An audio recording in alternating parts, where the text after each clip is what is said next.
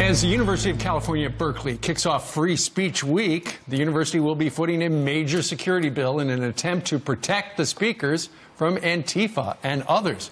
UC President Janet Napolitano telling the LA Times, quote, "Free speech is not free. It turns out the question, or the rock and the hard place that Berkeley is in and other university campuses, is the value put on free speech and the safety and security issues that are implicated." But did the school bring this on itself? Here to weigh in is campusreform.org correspondent and UC Berkeley student Naweed Tahmas. Thank you so much, Naweed, for being with us. So apparently free speech costs a lot of money. She's right. It's costing them $300,000 this week alone to protect all of those speakers from Antifa. What are your thoughts? Well, it's only a high tax on one of our most basic freedoms, but the university and the UC system has to remember this would have never happened if UC Berkeley took a stand against the leftist criminals that rampaged our city, but instead they chose to stand down and only emboldened the left by their inaction. As a student at UC Berkeley, as a conservative and a campus reform correspondent, I'm routinely attacked for my views and routinely spit on, but the university fails to do anything about it, and by their inaction they've only emboldened the left to continue to harass us because they know there's no discipline or consequence. Well, let's take a look at some of the speakers during Free Speech Week. Steve Bannon, former advisor to the President of the United States, is going to be there, and Coulter and Milo Yiannopoulos, all to the political right. Just out of curiosity, when they have people who are there who represent the political left, do they need such a gigantic police presence?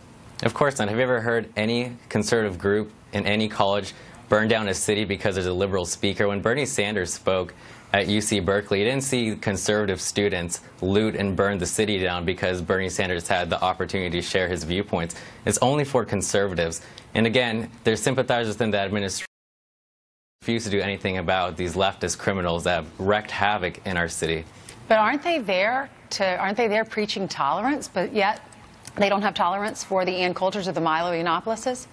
Of course, I mentioned this before, that anyone right of Bernie Sanders is considered intolerant and a bigot, and therefore it's justifiable to attack them and harass them. Yeah. I've got a question for you. We hear so much about Antifa. How many UC Berkeley students are involved in that, or are these just outside troublemakers who hear there's some righty speakers, they're going to show up and cause trouble and break stuff? So there's certainly several groups outside the city of Berkeley that are involved with these violent riots, but the university continues to peddle this false narrative that there are no students involved with Antifa, but that's certainly not true. There are several students that are involved with Antifa, and many of them, again, harass our club on a daily basis.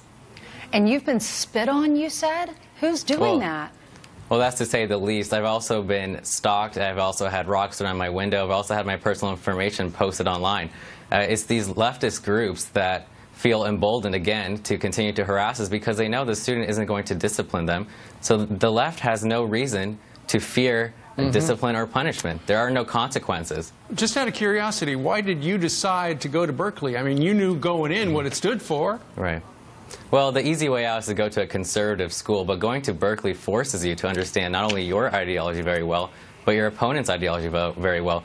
When I first got to Berkeley, there was only 10 students in the Berkeley College Republicans, but there's a conservative movement growing on campus, and now we're larger than the campus Democrats. We're 60 members strong. Well, there you go. All right. Well, you're not going to let them shut you up. Thanks for coming on our show this morning. Have a good weekend. You too. All right. So what do you think about that? Let us know. Email us, friends@foxnews.com. Meanwhile, what's